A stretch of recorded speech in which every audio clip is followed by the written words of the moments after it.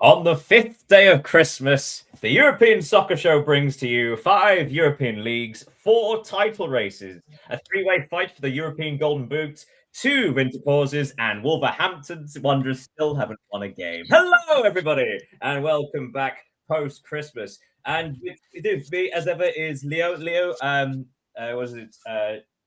Joyeux Noël. Joyeux Noël, yeah. Joyeux Noël. Merry Christmas to you. Did you have a Merry Christmas? Yeah, I did. And what an introduction to introduce this post-Christmas show. Incredible. Yes, I've been doing nothing the last 4 days apart from writing this nonsense. So welcome everybody who's joining us both on the live stream and afterwards. Thank you so much for watching. I hope you've not supped and eaten too much because my goodness, we've got a feast for you today. Not only do we have 2 sets of results from the English Premier League, 2 sets of results from the Italian Serie A, but we've also got to cover last week's results for the Bundesliga, La Liga, and we might even look over France. Maybe not. But anyway, so we're going to start with our hors d'oeuvres, our meaty hors d'oeuvres with the Premier League. So just to remind you, so we've got the before Christmas and post-Christmas results. Before Christmas, you had Newcastle United and Chelsea having a fantastic 2-2 draw, one of the matches of the season. Bournemouth drew with Burnley 1-1, not one of the matches of the season. Likewise, Brighton drew with Sunderland 0-0. Manchester City beat West Ham United 3-0. And of course, there was a goal from Rangers, which of course is very Christmassy. Lots of stuff for Rangers. We also had Wolverhampton Wanderers 0, Brentford 2, Spurs 1, Liverpool 2, Everton 0, Arsenal 1, Leeds United 4, Crystal Palace 1, and then afterwards, Aston Villa coming from behind. They kept from 1-1, sorry, to defeat Manchester United 2-1, and Fulham defeating Nottingham Forest 1-0. That was before Christmas. Then everybody supped, everybody ate, everybody was jolly. Well, not quite everybody, because Wolverhampton Wanderers lost again. But apart from that, most people were happy. So on Boxing Day, you had Manchester United 1, Newcastle United 0, despite Newcastle United's intense pressure. On the Saturday, the day after the 3rd day of Christmas, Nottingham Forest lost at home 2-1 to Manchester City. Leo's protege, Shirky, doing wonders still. Arsenal defeated Brighton 2-1 with one of the saves of the season from David Raya. Brentford defeated Bournemouth 4-1. Bournemouth's complete slump continues. Burnley and Everton drew 0-0. Yeah, Liverpool defeated Wolverhampton Wanderers 2-1 in a very emotional match, paying tribute to both teams' former player Diogo Jota. West Ham United lost at home to Fulham 1-0, another Fulham 1-0. Chelsea lost at home to Aston Villa, who came from behind to win 2-1. That is another victory for Aston Villa, which I believe is 11 from 12, which is insane. And then yesterday, Sunderland and Leeds United drew 1-1. Dominic Calvert-Lewin scoring yet another goal. And finally, Tottenham Hotspur ended the season with a smile on their face because they actually won, winning 1-0 away at Crystal Palace. My goodness, that was a lot to catch us up on. Yeah, so I think it deserves a bravo. Merci. So let's put this down into more manageable bite-sized pieces. As we said, these were the hors d'oeuvres before the main course. So like the little nibbles and the little... what are your nibbles over Christmas for France? Because we usually have things like twiglets and whatnot. Probably some smoked salmon and... Yeah. We have foie gras and everything, which is foie gras, mon Dieu. Okay, cheese, so let's look. Cheese, of course, but lots of cheese. Well, I mean, yeah, lots of cheese. So let us talk about football. Sorry, that was a lot of stuff to throw at you guys. So we're going to look at the title challenges first. So Arsenal, of course, won both of their games. Manchester City won both of their games, and Aston Villa win all of their games, apparently now. So we are 1 match away from the halfway point, and we have a 3-way title fight, which is very, very exciting. Which of these 3 performances were you most impressed by? Arsenal, Manchester City, or Villa? I think I will go with Aston Villa because when we remember the start of the season, they didn't win in their 5 first games in the league. They didn't score at all, and now they are in a fight with Arsenal and Manchester City to win the league, which is extraordinary. I don't think a lot of people could have expected that a few weeks ago, us included, of course. And I just want to say bravo to Unai Emery because he's a really underestimated coach, in my opinion. Really impressive what he has done with Aston Villa since he has been hired by the club. And what a performance against Chelsea once again. It's really interesting because they brought the topic of their financial difficulties or restrictions, rather, have been brought up because obviously with January coming thick and fast, the January transfer window, a lot of people have been talking about potentially Aston Villa, how they bolster the squad because they are in a title challenge, and do they sort of roll the dice and hope for the best, and are they actually able to bring any players in? But it's also interesting bringing up the point that the vast majority of players that Unai Emery uses were players that he didn't sign. Actually, the players that they seem to have signed since he came in are either squad players or they were brought in and then immediately sold on because of the financial restrictions. So it may well be one of those cases where actually perhaps signing players may not be the best option. I don't really know. He has, I think he has a really talented group of players. We talked because, of course, we saw Oli Watkins scoring twice against Chelsea, but he also have Boubacar Kamara, who is, in my opinion, a really great midfielder. Morgan Rogers is also a great player. He has a lot of, how can I say that? He has great players, both in defense, in midfield, in attack. So, of course, it's easier to play with this kind of players. But when you take a look at their game against Chelsea, you see that it's from his substitutions, his choices into the game, because Aston Villa didn't play their best football, I think, and he made some changes with Jadon Sancho, with Oli Watkins, and it worked, and it permitted Aston Villa to bounce back and beat Chelsea. So I think he's a big part of their success. And I saw a piece. I read a piece in the Athletic asking, is it the best manager in the Premier League right now? Because could have Arteta or Guardiola make the same thing with Aston Villa? Well, that's a good point to bring up because, of course, a lot of Villa's performances have, let's say, lack control. And to be fair, we probably say the same thing about Manchester City. It seems to be a common theme that actually throughout this wonderful run that they're on, which I believe is 6 matches, 1 in a row, 7 matches, something like that. They've actually only been in control of a couple, and the others they sort of either lost control or they fought back to squeeze a victory. Like, for example, the victory over Nottingham Forest on Saturday, where they were slightly fortunate because Ruben Diaz probably should have been sent off, and that could have changed the results. And as it turned out, very much Cherki is not just for Christmas; it's for life. Christmas Cherki, lots of puns there, as well. The fact that Rangers scored again. Whereas Aston Villa seem to scrabble every single game, and yet it's the tactical choices and the tactical adjustments that is the reason why they're winning. Yeah, I agree with that. And you were talking about City.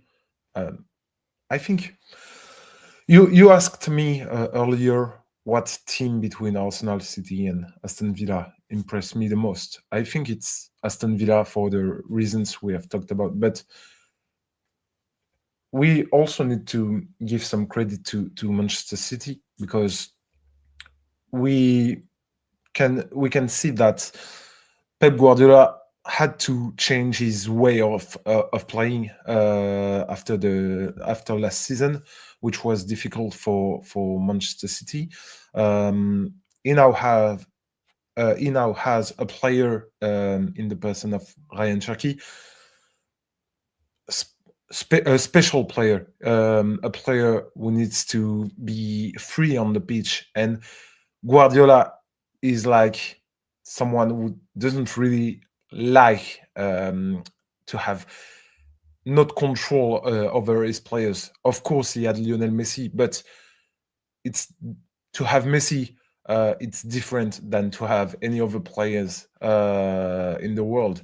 And Cherki, I'm not saying Cherki is a Messi 2.0, but he's the kind of player who need to be free on the pitch to be able to express himself. So it's interesting to see how Cherki managed to adapt to Manchester City and to Guardiola, and how Guardiola managed to adapt to Ryan That's a really Cherki good point, because I think originally he started out as sort of the outside right, inside forward kind of situation, so being on the wing and then cutting inside. Whereas, as we've seen in the last sort of month, he's playing a lot more centrally and is actually enjoying a lot of almost like another Phil Foden kind of role, except obviously Cherki's very two-footed.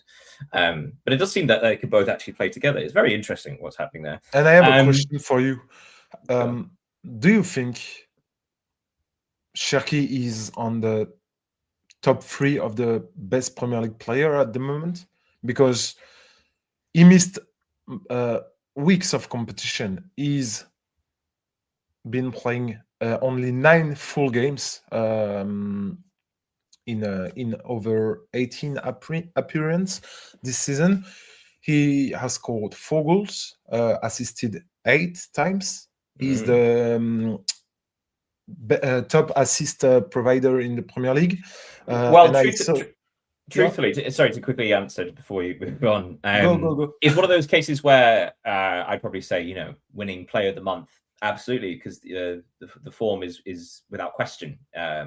But it's more a case of like how long a period of time this is. As you said, he's only started 9 matches, and sometimes you get players who take time to adjust to the league, any league they move to. Sometimes a player jumps in and actually they're incredibly successful before players figure them out. So it's also, probably a good idea to sort of not jump too quick into it. But he certainly had an incredibly impressive start to his career at Manchester City. But looking at the top of the Premier League, so Arsenal, despite the fact we barely mentioned them, Arsenal top on 42 points after winning 3 in a row. Manchester City 2 points behind them on 40, and Aston Villa 1 point behind Man City on 39. In 4th place are Liverpool. They've also won 3 in a row, and they are now sort of kind of stabilizing in 4th place in that Champions League spot, and they actually have a nice gap over Chelsea. They have a 3-point gap over Chelsea. Chelsea have only taken 6 points from their last 6 league games. What's going wrong at Chelsea? Because even the points they have picked up, for example, the draw against Newcastle United, they're quite fortunate to manage that. So considering Chelsea beat Barcelona brilliantly only a few weeks ago, things have gone a bit wrong, haven't they, recently? Yeah, I totally agree with what you are saying. Chelsea are a strange team to analyze, I think, because sometimes they play very well and they lose these games when they are playing well, and sometimes they don't and they win those games. So it's difficult to say.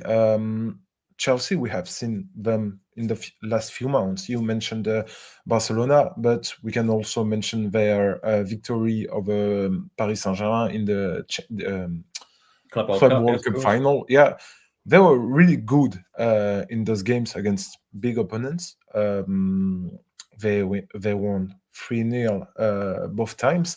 But for example, the games against Aston Villa this weekend, they lost it, sorry. But I think they were better. And we probably can't ignore the fact, sorry to jump in, but you probably can't ignore the fact that 2 of the most impressive results in the last 6 months against Paris Saint-Germain in the Club World Cup final and against Barcelona, 5-6 weeks ago. We should probably read into the fact that they were 2 teams that press very high. And also play that high intensity football, whereas Chelsea were able to at times play out from the back, but also know when to play long and have players like João Pedro who are able to hold the ball up and bring other players into possession. So it's probably one of those things where actually Chelsea a lot more impressive against teams that attack them. But of course, in the Premier League, there are very few teams that will do that. Do you think they have trouble when they need to when they need to play, when they got the ball in their feet? Well, I mean, look again, sort of thinking back to the Paris Saint-Germain match and other big profile matches, probably not. But once you start losing a couple of players from the back, say Levi Colwill, for example, you lose that fluidity and that familiarity you have between defenders. So therefore, it may not be quite as slick and quite as natural passing between them, all the little angles created. So that's probably why more mistakes have crept in because of injuries and defense. But we should probably move on because Chelsea are still fifth. They're still having a very good season. They are level points with Manchester United, who are also having a holly jolly time of things currently. Although, of course, they lost to Bruno Fernandes last week. But I want to look further down the table because there are some teams who are having had a wonderful Christmas period. Brentford won both of their matches, and they are up to 8th now. Brentford, who are one of the teams highlighted for a real relegation battle. Fulham, they're on a wonderful winning run as well. But I want to highlight Leeds United, who drew at Sunderland this weekend. But just after Christmas, they beat Crystal Palace 4-1. And I have to say, Crystal Palace have lost 3 matches in a row, but they've also got a small squad. They've got Europe to deal with. Inevitable this was going to happen because they've had a lot of matches, more so than any other team in the last 12 days. So Leeds United now have a 7-point gap over West Ham United in 18th place. They are undefeated in 5. Dominic Calvert-Lewin is scoring lots of goals. Have they got a big enough gap between them and West Ham, do you think? Because the gap is now 7 points. Do you think that's enough? Do you think Leeds United have shown that that's enough? They have shown that they will probably stay up now. Yeah, we've discussed that point in the past weeks. And the question was, can Daniel Farke stabilize Leeds United and help them to stay in the Premier League? Things are going clearer now. As you mentioned, they have not lost one of their last 5 games, and they have faced Chelsea, Liverpool, Crystal Palace, and Sunderland. So, which is impressive. You've mentioned and all of this, of course, started when they lost at Manchester City, but it was an incredibly impressive defeat, for one of the better phrase. And you've mentioned Crystal Palace. When they received Crystal Palace at Helen Road, Crystal Palace were one of the best informed team away from home. So, which is even more impressive to win that way. You also talked about Dominic Calvert-Lewin. He had a very difficult last year with last couple of years, actually. Last couple of years. A lot does seem to rest on him staying fit because his injury record has been awful. But he's had a run of games and he stayed fit, and it shows that actually his quality is still there. He has now scored 7 goals in his last 6 games, and the more important, because you can score a hat trick in 2 games, but no, he has been doing so in 6 games in a row. So it shows that he's in a superb form, and of course it helps to have this kind of asset in a team battling to stay up. So of course, free transfer starting to look like a savvy bit of business, actually. We should have to move on, though, because we are 90 minutes in and we are still on the Premier League. But again, it's chunky because we've had a couple to deal with. We're going to do the same thing over in Italy. That's right. Rather go to the main course of our meal today, we're going straight to the panettone. So, in Serie A, before Christmas, pre-Natale, I believe it is. So Lazio drew 0-0 with Cremonese. Juventus defeated Roma 2-1. A brilliant result there. Cagliari 2, Pisa 2, Sassuolo 0, Torino 1. Torino getting a valuable victory there. Fiorentina, the big news was Fiorentina won their first game of the season. Finally. It helps that Udinese got a red card in the 7th minute, and I believe it was their goalkeeper that got sent off. But still, Fiorentina won 5-1. That brought smiles to the faces.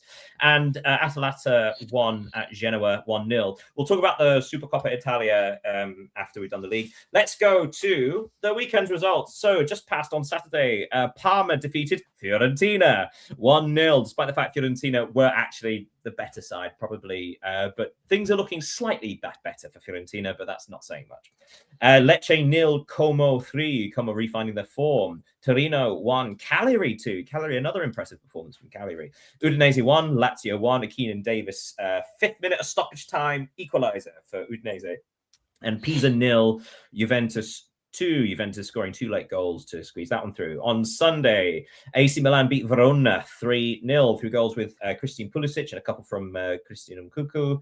Napoli won 2-0 at Cremonese through a couple of goals from Rasmus Højlund. Bologna 1, Sassuolo 1. Bologna's form again sort of starting to stutter. And Atalanta 0, Inter 1. A solo goal from Lautaro Martinez. So looking at this, first of all, let's give credit to Juventus, because Juventus have been very stop-start throughout the season. And a lot of focus has been put on them and the necessity of them having a good season. And they seem to have stabilized. They seem to actually have a bit of form. They've won 4 of the last 5, including the last 3 in a row. And they're currently 4th place. Yeah. And they have beaten Bologna. They have beaten Roma in these games. The 2 teams directly competing with them for 4th place. Yeah. And today they are 4th. Then maybe we don't really talk about them because there are other teams. Maybe we can think about both Milan's team and Napoli, especially. They are maybe more starstruck than Juventus, but Juventus are doing great these days. And their next games, I think they can win. They will play Lecce, Sassuolo, Cremonese, and Cagliari. I think they can win a lot of points from these games.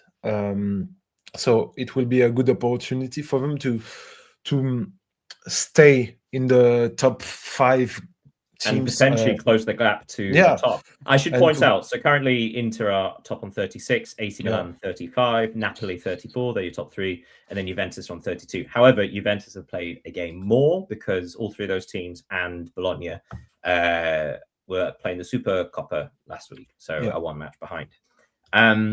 But you make a very good point. So the fact that Juventus have a kind run of fixtures means that, say, in 3 or 4 weeks' time, the gap actually might be a lot closer, because these other teams, not only do they have their own set of fixtures, but they've also got to have an extra one in there as well to catch up. Yeah.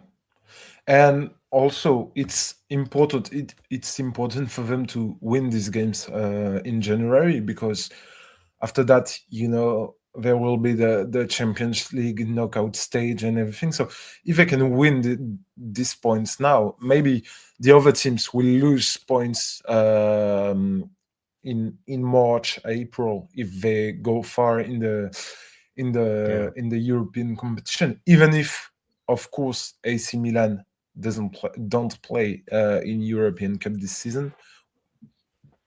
It is bad to think that AC Milan is still undefeated after the first day of the season. Yeah. Which is an insane run of fixtures.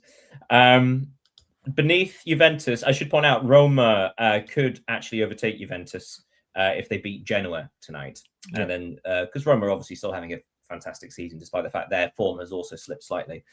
We mentioned it earlier, going sort of back down to the bottom. Fiorentina won their first game of the season, which was huge. 5-1 victory, brilliant performance, and sort of you could feel the tension release slightly.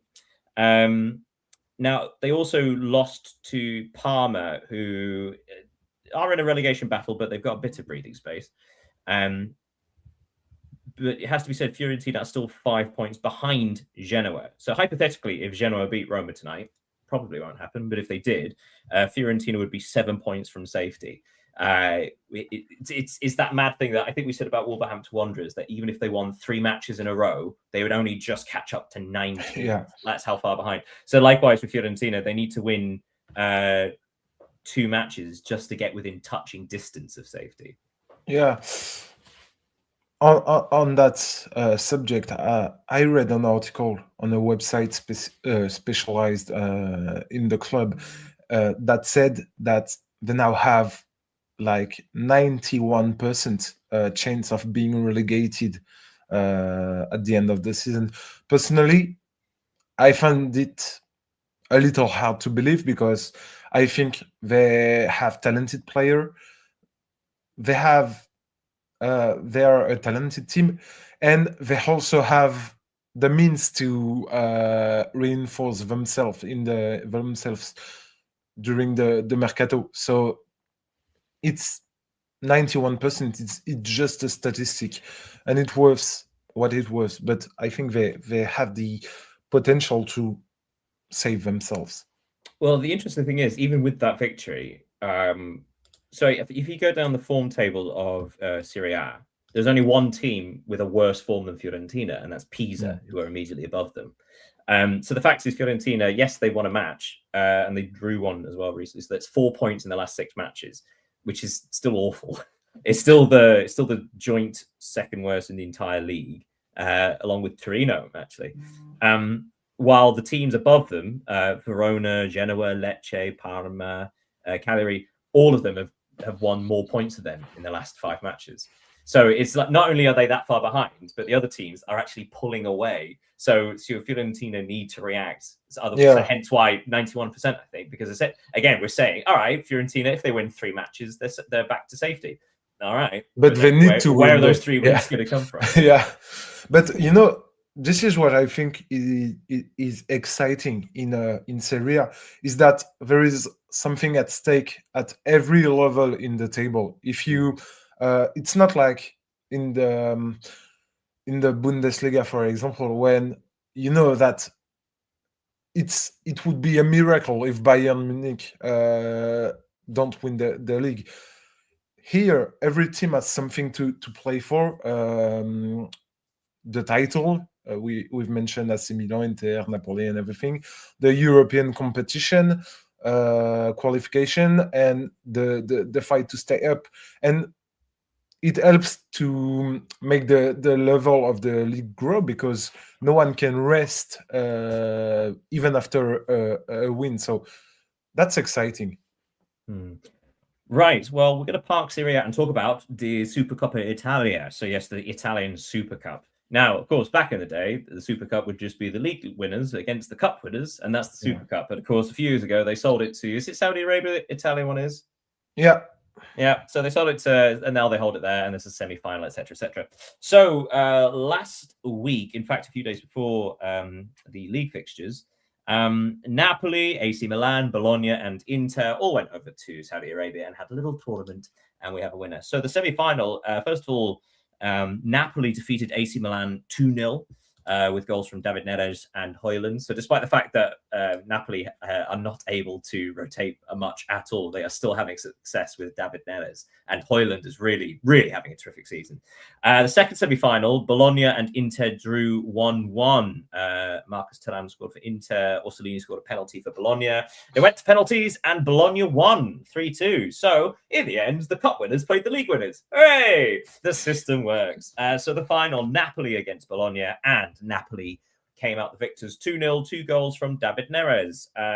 So yeah, Napoli winning the Supercoppa Italia. Now, obviously not the most prestigious trophies to win, but it's still a statement of intent. The fact that Napoli, despite being third, they've got a trophy in the bag. And despite the injury crisis, it feels like there's more to come from them. Yeah, you're totally right. And I think it's interesting to see that the main men of the victory were David Neres and Rasmus Højlund, because we've mentioned them in the past shows. David Neres has been terrific this past week, and Rasmus Højlund is having the time of his life at Napoli, even if he had difficult times to start. He's now the new Lukaku guy of Antonio Conte. He has scored 9 goals in all competitions.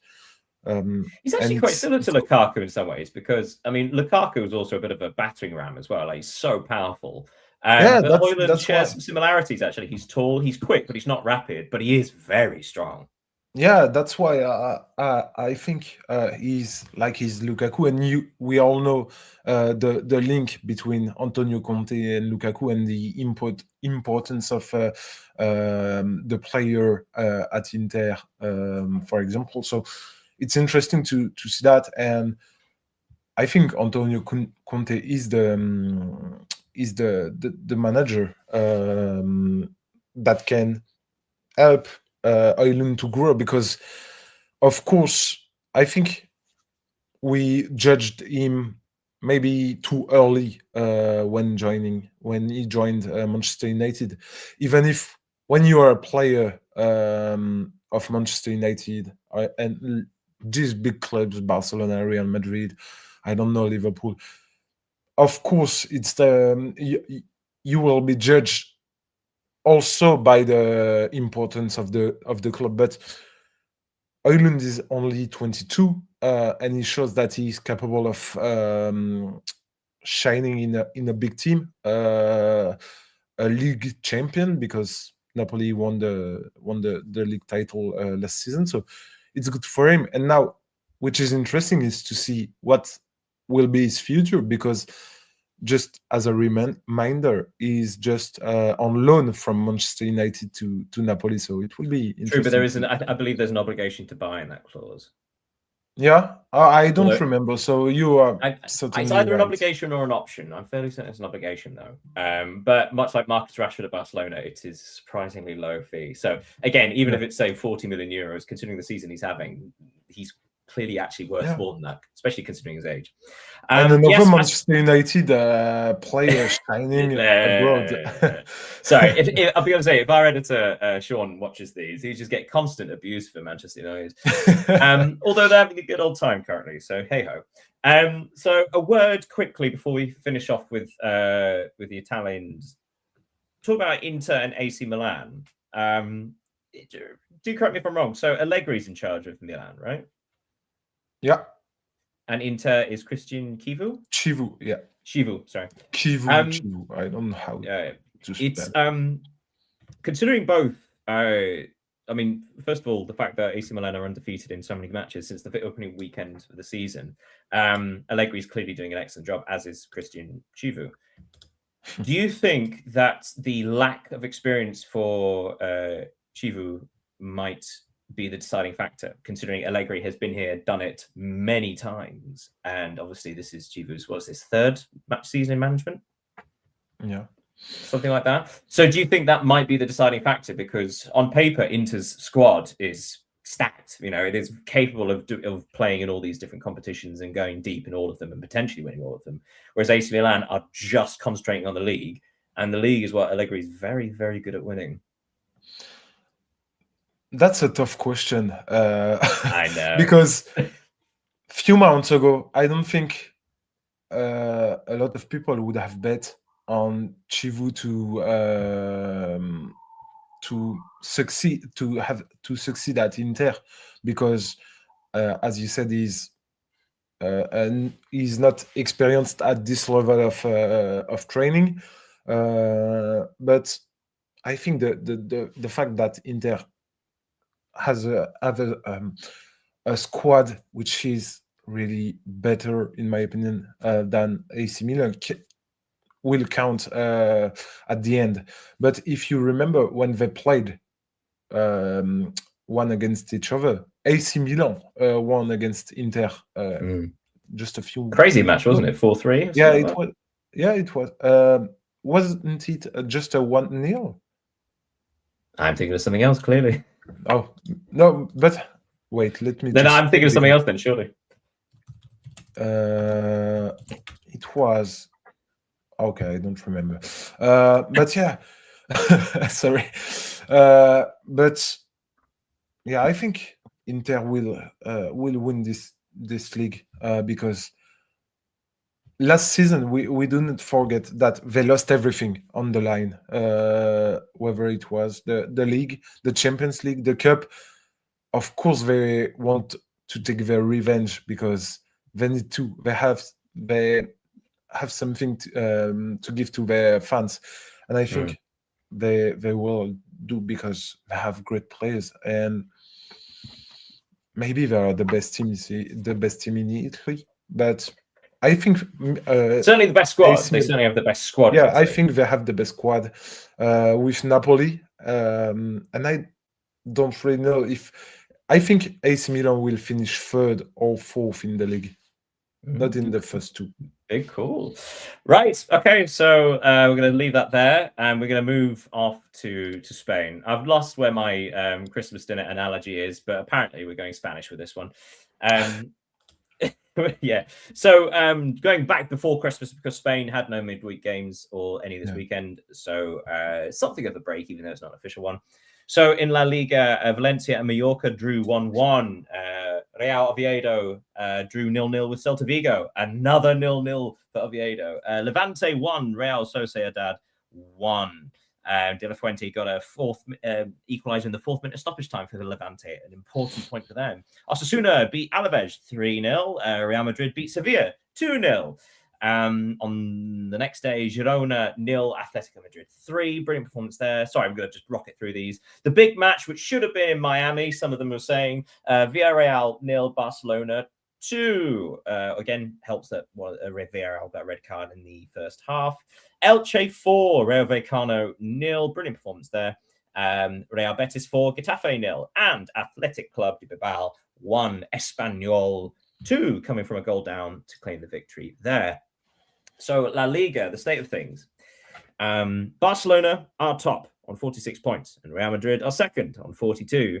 And then now you've got a bit of a gap between them and Atletico on 37. So not only it feels like a 2-horse race, but Barcelona really are building momentum, aren't they? Yeah, they are. And you've mentioned Barcelona victory over Villarreal, but Villarreal, they have 2 games in hand. So they are. Sorry, I'll say that. So you're right. Atletico Madrid have 37 points. Villarreal have 35, only 2 points behind. But you're absolutely right. They got 2 games in hand. But the worry is, of course, that as I think we mentioned last time we met, Villarreal. Perhaps one of the reasons they struggle in Europe is because they can't do the 2 matches a week thing, so they can't in the league. So therefore, if they have another fixture pile up because of these two extra games, maybe they're not a given. They're not a given. But sorry, I interrupted you. So no problem. You said. For Barcelona, they secured a valuable win at Villarreal. So before Christmas, it was really a thrilling game between those two.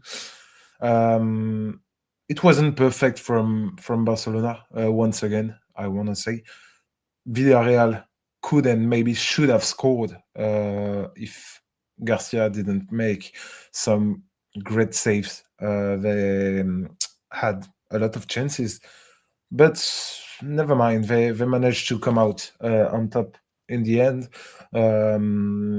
You mentioned the 9-point lead now over the 3rd place. It was another game in which Rafinha was brilliant. He proved decisive, and since he returned from injury, so the game against Chelsea in the Champions League, even if Barcelona lost 3-0, he has been terrific, and he shows why I don't think he's Barcelona main man, but he's in the top 3 most important player for Barcelona, and both and on and off the pitch, because he has a status and he proved that he's worth it. So I want to applaud Rafinha for everything he's been doing with Barcelona, because he has been great. Yeah, certainly since like I said, replacing Rashford in the team, and considering it's such a good season for Rashford, he had to step up. Of course, no one had a jollier Christmas than Kylian Mbappe, partly because the Christmas present he has been ordered to receive from Paris Saint-Germain in the tens of millions of euros. But also, so do you want to reference? So you say Mbappe received 18 out of 18. What's that referencing? Yeah, it's because he has simply scored 18 goals in 18 La Liga games this season, which is Good round terrific. number, isn't it? Yeah. And So for apparently, sorry. yeah, no, just to say that for Real Madrid, the situation is really simple. When Kylian Mbappe scores, Real Madrid win. So yeah.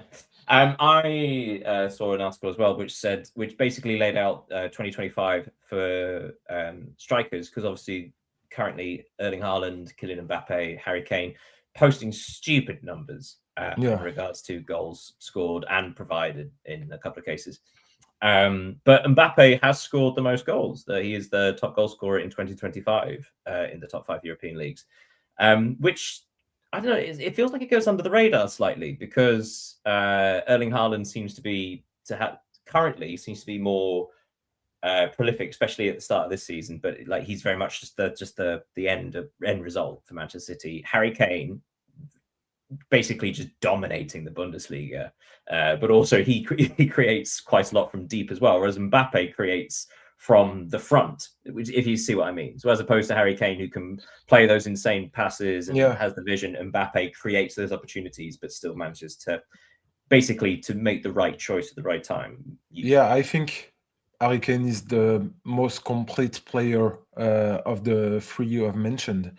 And Haaland and Mbappe have different profiles too. So it's interesting to see that 3 different profiles are the 3 best top scorer of the year, because Harry Kane, I think, is more like a playmaker for his teams. Haaland is more a box player, but Mbappe, I think this is kind of my point. But it doesn't. I suppose I didn't really think that Mbappe had done more than those two, but he has scored more goals. Do you think? Ironically, despite the fact he's probably the most expensive free signing in history, but do you think he actually gets the credit he deserves in this season, considering the stuttering form of Real Madrid? He seems to have remained consistent. But then I suppose that's why you get world-class players, I guess. Yeah, I think that's simply the reason, because he's a world-class player. Even when he played at PSG, sometimes a lot of games, to be honest, were bad from him. But he scored. And what's his role? What do people wait for are asking Mbappe to do is to score goals. So even if he is not the best in, I think his footballistic IQ needs to be improved. We've discussed that last time in my I think, but he's a terrific goal scorer. If you give him, just let him some space, and you're like 90% sure he will score a goal. Like Erling Haaland, when he's in the box, he will always find the net. And Mbappe, when he knows that at the end of the season there is a World Cup, you can be sure that he will be at his top form. I would say as well, like, for the first time, England may actually get Harry Kane, who's not exhausted, because he's finally had a break mid-season before the tournament. With fingers crossed. Interesting. So actually, let's look at the bottom of La Liga. So I did reference it before, Levante drawing 1-1 with Real Sociedad.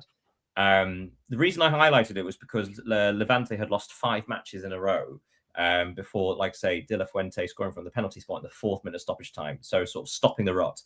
They are currently bottom on 10 points, 1 point behind Oviedo. And there is now a gap being created between them and Girona. Girona is still 18th, but they are 4 points ahead of Oviedo. 1 point ahead of them, Valencia. 1 point ahead of them, Real Sociedad. So Sociedad are still within 1 defeat of going into the relegation zone. And then 1 point ahead of them, you have Osasuna, Mallorca, Alaves, Rayo Vallecano.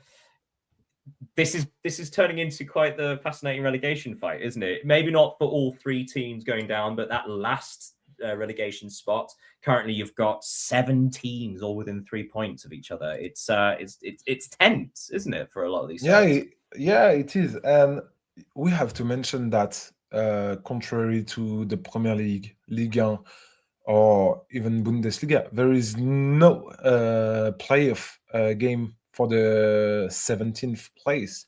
So the last three of the table, they will be relegated, and this makes the situation very exciting, because if you're in Premier League, if you're 17th, you have the opportunity to stay up, but not in La Liga. So you need to gain points, and always try to win these games.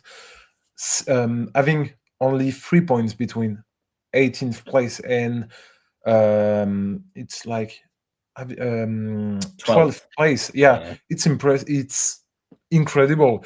And I noted that quite a few leagues have this configuration at the moment, and which makes we've talked about Serie A just before, and which makes them all exciting. So yeah, it is. It really is exciting, and it's wonderful for it's wonderful for, because we referenced it with the Premier League, how the last 2 seasons the 3 promote teams were the ones went down, and it becomes a bit stale and samey. Whereas now, currently in the Premier League, it looks like one of the 3 promote teams will get relegated, which means 2 of the ones that have been there a while are in trouble. Now you look at the same thing in Italy, you look at the same thing in Spain, and suddenly it becomes you guys maybe have become a bit complacent, and you've got these these other teams sort of grabbing the bull by the horn, sort of thing. Like, this is an opportunity. So like, sort of smelling the weakness. Right, so we're going to put that hyperbole aside, and we're going to cross over to Bundesliga. I had something about a Christmas log for the Bundesliga for Christmas dinner, but you know what? I'm just going to park it. We're done. It's indigestion. It's too much. Right. So before Christmas, Borussia Dortmund defeated Borussia Mönchengladbach 2-0 with goals from Brandt and Bayer. Augsburg 0, Werder Bremen 0. That's enough of that.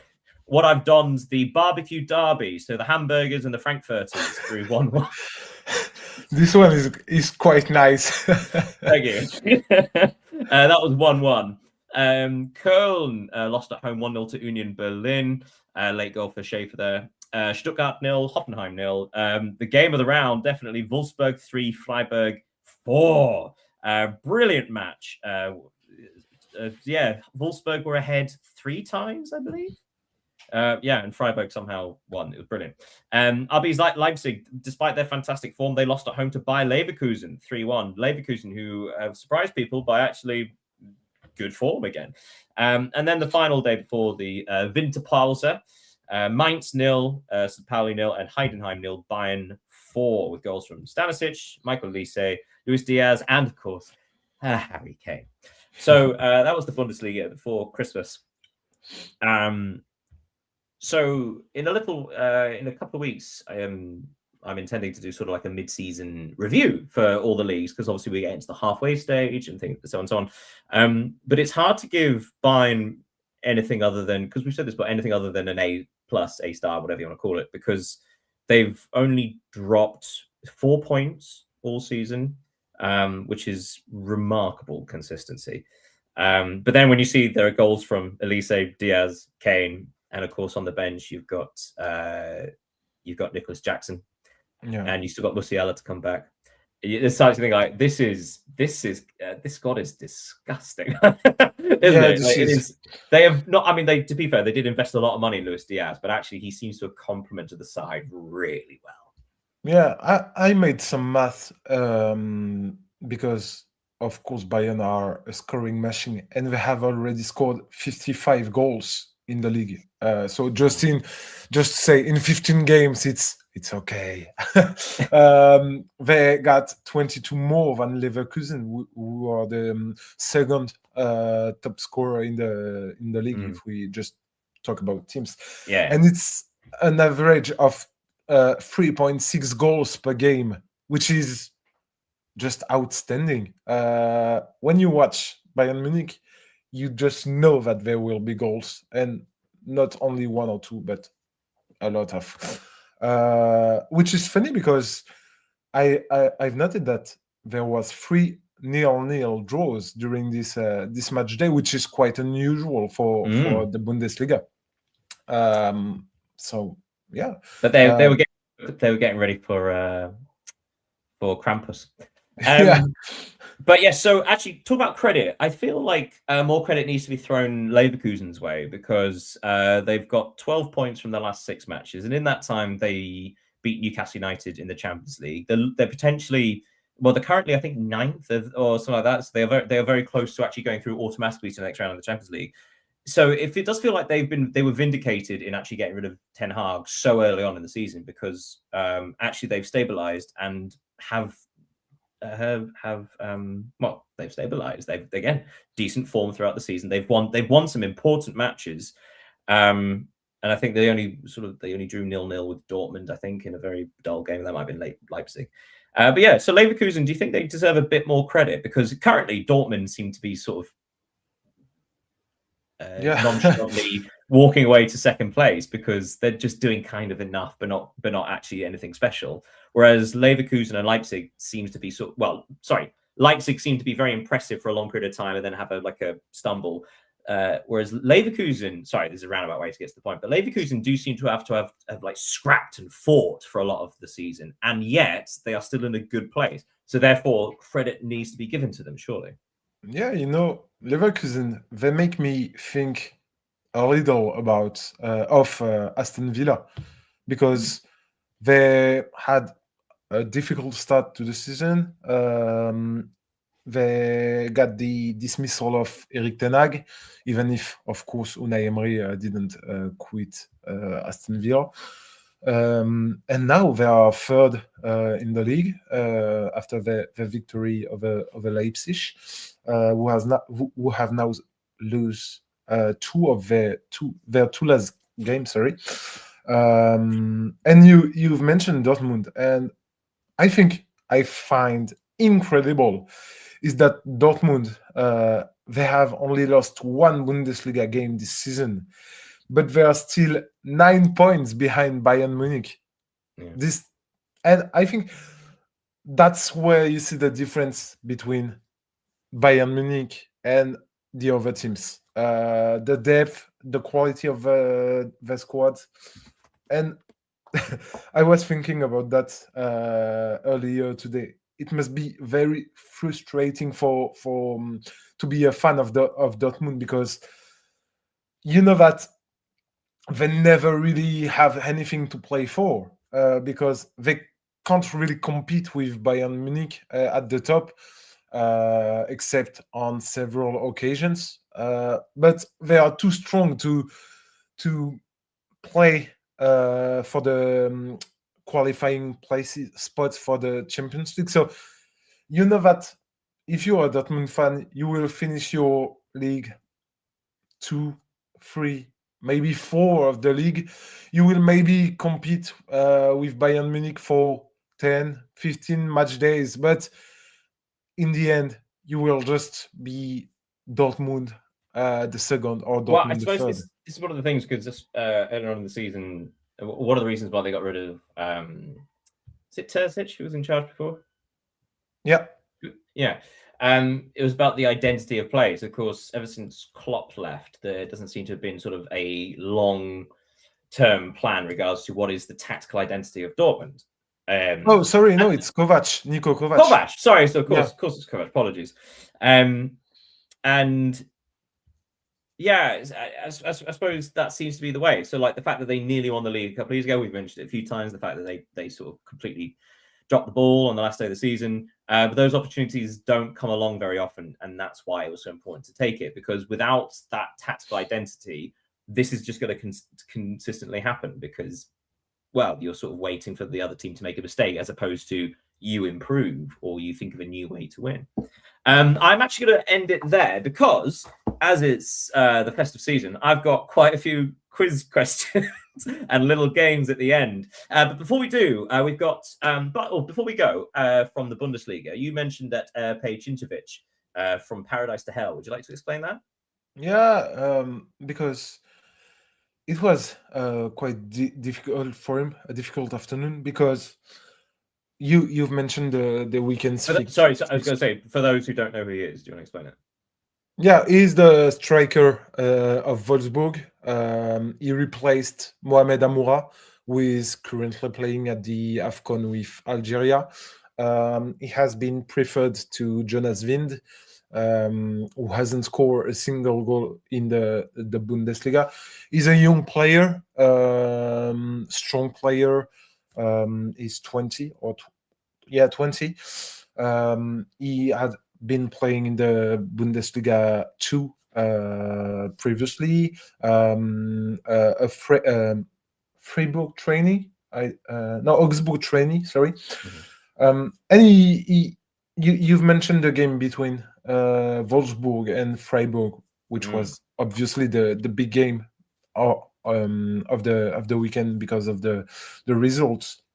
And he scored a hat trick, his first Bundesliga goals, and this is the kind of hat trick that are extremely difficult because Freiburg finally won this game. So he scored, but he obviously had a terrible taste at the end of the game. So I just wanted to highlight that because it was paradise for him to score his maiden Bundesliga goals. But the thing is that, people won't remember it. It's like when the team scores an absolute worldie, but they lose the match. Suddenly it's like, that's get by. That moment's gone. Yeah, but 2 seasons ago, the ultimate. Sorry to go.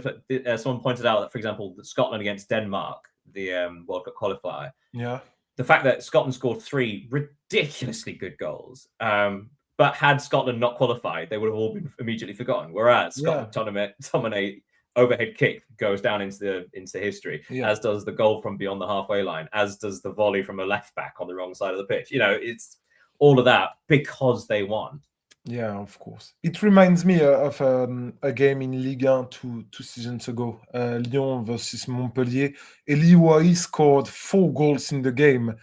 Montpellier were winning 4-1, and then Alexandre Lacazette scored also 4, and the game went from 1-4 for Montpellier to 5-4 to Lyon. So Eli Wahi scored 4. But nobody remember it. And chances are he wasn't even man of the match. Yeah, that's cruel. Yeah, he was. Right. So before we get into all my lovely Christmas questions, although they're nothing to do with Christmas, 3 things we may have missed this week. You want to lead off with this one? Yeah. First, because we didn't talk about France today because there was no game. Sorry. We should point out, we're not talking about Ligue 1 because not only did they not play this week, they didn't actually play last week in Ligue 1. They did play in the French Cup, however. Yeah, and there was no real Leo, surprise. You've got in 5 words. Did anything happen in the French Cup last week? Brest 5 words. Brest were eliminated, and 15 of the 18 clubs in Liga were qualified. Or 16. I don't remember. But so Brest were eliminated. That was the only shock. Brest fell. Brest fell flat. Yes. So sorry. Bravo. So, merci. But anyway, so 3 things we may have missed. You go with one. Yeah. The first is that Franck Hez is no longer the coach of Nice. If you have been following the Europa League this season, you'll have noticed that the club have lost their first 6 games in the competition. They are currently bottom of the league. This trend, they are also experiencing it in the league. They have suffered strings of defeats too. So as decided to leave by mutual agreement with his new president because... Did I read that he offered his resignation and then withdrew it? Yeah, he did. He said at a press conference that if his management think he's the problem, he would accept to leave. But then he said, "Okay, I will stay." And so now he finally leave, and his replacement has been named as Claude Puel, which is. Hey, does everybody remember the name Claude Puel? Yeah, well, he managed Southampton in 2011. Yeah, and Leicester City in Leicester England. City? Yeah. Oh, yeah, of course. In 2018? Yeah, something like that. And his final experience was at Saint-Etienne in 2021. So it's been a long time. And just to have a can I just final check that word. he's in a caretaker role, isn't he, to the end of the season? Sorry? Is he coming in as a caretaker role to the end of the season, or is it? Or is it a long contract? I'm not sure. I think it's like a fireman. He's just like for the end of the season. Yeah. And just to have a final word on that, he has been the manager of Nice between 2012 and 2016. So he has experience at Nice. Yes. Okay. What do you have for us? Well, I'm going to highlight Leeds United again. For those of you who haven't seen it, the goal scored by Dominic Calvert-Lewin. There was a brilliant graphic that went around social media last week of all of Dominic Calvert-Lewin's goals this season. And it's brilliant. From the very center of the goal, there's just this straight line that goes down for all of his goals. So from sort of 4 yards out to 12 yards out, but it's this perfect straight line. Now, the goal this weekend sadly ruins it slightly because it's off center by like a yard. But the reason I want to highlight it is because every single member of the team touched the ball before the goal. So all 11 players had touched the ball before the goal was scored, which is always a kind of like an impressive thing whenever that happens. But for a team like Leeds United playing away at Sunderland, who are so tight defensively, it was actually a really, really impressive goal. And yet actually was scored from about 6 yards out. So yeah, worth a watch, worth a look if you haven't seen that. Yeah, and my final thing you may have missed this week is about Andy Carroll. I don't know if you that story. Is facing prison for violating a protection order, which is issued to protect victims of domestic violence. So he is due to appear in front of an English court. So, which is watch this space. Terrible story. Yeah. But we're gonna sort of give that serious story its space, take it over there, and we'll wait for further developments. But for now, we're going to go to stupid games. That's right. We're going to end the section with some silly games from me. Well, the first one is actually a game rather than a quiz. So I introduced it to you in chat last week, but we didn't get a chance to play it. It's called When Will Wolves Win? WW for the 4 Ws. When will Wolves win? So I have in front of me the fixtures of Wolverhampton Wanderers, and you and I are going to decide at what point will Wolves win a match. You with me? Yeah, and I want to apologize to Wolves fans if you are in there. Well, I mean, to be fair, they probably thinking the same thing. When will Wolves win? Last week we were going to actually have Fiorentina as well, but actually they won. So they're from this. Okay, so next up for Wolves, playing midweek, they are away to Manchester United. Will they win? No. Okay, good one. Moving on. So the very first weekend of January, they are at home to West Ham United. Will they win? They can, maybe, yeah. Maybe. Okay, we've got a maybe. Okay, after that, midweek, there's a lot of midweek stuff happening. They've also got a small squad and they've got a lot of midweek action. Midweek, after that, they are away to Everton. Will they win? No. Okay. We should also point out Wolverhampton actually have won a match this season, but it was in the Carabao Cup, so they've not. It's not a league match. Because after the Everton game, they are at home to Shrewsbury Town of League 2, I think, in the FA Cup. So assuming they win that, but that's not the league. Okay. After that, they are at home to Newcastle United. Will they win? Sorry, but no. Okay. They are away at Manchester City. No. Okay, never mind. Interesting. They are at home to Bournemouth. Now, this is Bournemouth who, if we assume they followed the same pattern as last season, had a brilliant start, really struggled in December and January because of fixture pile-up and small squad, and then redid themselves a little bit before, again, falling flat. So, Wolves at home to Bournemouth. Will they win? That's interesting. Even more if Semenyo leaves Bournemouth this winter. Yes, of course. Yeah. So that's another maybe. That's another maybe. But Okay, so I have a good feeling for that West Ham game. I don't yes, know well, I why. was going to But say that's the whole of January, and we have Yeah. two maybes. But we are sort of putting our hat on at home to West Ham United, because West Ham United, despite the fact they are above them, they have also been pretty awful. I should also say after that, they're at home to Chelsea, away to Nottingham Forest, which you think maybe, but Forest at home are a different beast. Away to Crystal Palace, home to Aston Villa, home to, it just doesn't end, does it? Away to Brentford, home to Arsenal, away to West Ham United. Will they? Thank you, West Ham, for everything you have done for. Okay, that's the end of the game. Okay, so we're looking for West Ham United. All right, that's what we're thinking.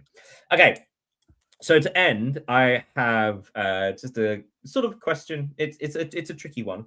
So rather than a specific answer, or rather specific statistical things like that, I'm going to ask you about form. Like, which are the most informed teams in each league, besides the obvious ones? So, for example, in the Premier League, outside of the top four, which team has the best form in the league? Outside of the top four, So outside of Arsenal, Man City, Aston Villa, and Liverpool. Arsenal, City, Aston Villa, Liverpool. Outside of the top four in the Premier League, which team has the best form? And by form, we mean the last 6 matches. Last 6. Brentford, no? It's a good guess. Brentford have 10 points from the last 6 You have mentioned it earlier, so I have. I remember. Yes, but I mentioned someone else earlier as well. Leeds United. Good guess. 9 points in 6 matches. So it was not Brentford. No, Brentford have 10 points. Okay. Brentford have won the last 2 matches. They have another win, another draw. So they good form, but not as good as I would have loved to say Wolves, but but Liverpool have been doing great. They're 4, so outside the top 4. Oh, okay. I don't think I know. See, the reason this is so hard is because I've been going through all the leagues and sort of like, obviously the top teams are pulling away and their form, and the bottom teams tend to sort of sink down. But you've got, because of all these interesting teams in the middle, they're all obviously winning the similar amount in points. So actually, we have in both the Serie A, in sections of La Liga, in the Premier League, you have these big sections where teams can jump because they all basically are winning the exact same number of points as each other. Also 5-6 matches, but one team has rapidly climbed the table. Relegation threatened only about 4 weeks ago. Oh, barely bought anyone in the summer. I don't have any idea. They've won 3 matches in a row. The last 2 have been 1-0 victories with solo goals. Got sole goals from Raul Jimenez. Wait. Why am I like that? Raul Jimenez. Sorry, it's okay. It's Fulham. It's Fulham. Fulham have won 4 matches, 4 of their last 6 matches, and they are currently 11th. Oh, 10th. They are 10th. They're up to 10th. So considering it again, only a month or so ago, we will, including myself, we were all talking about them being in a relegation battle. They seem to be okay now. Yeah, incredible. Let's do that again, but this time Serie A. So outside the top 4, Inter, AC Milan, Napoli, and Juventus, which team has the best form over the last 6 matches? And by form, we mean number of points won. Yeah. This one's a bit easier because it's a tie between 2. Can it be Como? Como is one of them. I'll give you that. The other one is the team currently in 15th. 15th? Mm. Oh. La Cremonese. No? Oh, no. Cremonese are much higher than that. No, it's Parma. Okay. Parma have won 10 points in their last 6 matches to really pull away from the relegation zone. That's it. Okay, 2 more. So in La Liga is a bit easier. So La Liga is just aside from Barcelona. Yeah, I know that. Apart from Barcelona, Espanyol have been really great. 5 wins in a row for Espanyol. Currently, and they will play the Derby de Barcelona this weekend. Really exciting. Really exciting. And then finally, of course, the Bundesliga, outside of the top. I mean, actually, this is kind of a stupid order because it's so close between everybody. Let's say in the bottom half. Actually, no, that's stupid. Gladbach have been doing I'll great. I'll do it this way. Outside of the top three, who is the best form? So the top three is Bayern, Dortmund, Leverkusen. Yeah. This is a bit of a rubbish one. All the other ones were fun. This one's a bit sneaky. Union Berlin, Stuttgart have been. No, Stuttgart's their form's really dipped recently. Okay. Hoffenheim have form outside of the top three. Sorry, they are fifth. They are fifth. They are ahead of Stuttgart and Frankfurt. Yes, and finally, the last question, which actually I think is pretty easy. You'll get this one. Okay, so there are two teams out of all the form in the last 6 matches. There are 2 teams that have not won a single game in there. In fact, they have lost all 6 of their last matches. They have a big fat 0. So, which 2 teams across the top 5 European leagues have the worst form? Both of them are the only teams to score no points. Over the last 6 games. Specifically, yeah. Only 2 teams. One you can probably guess already.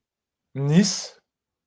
Hey, Nice. That was the other one. Of course, the other one being Wolves.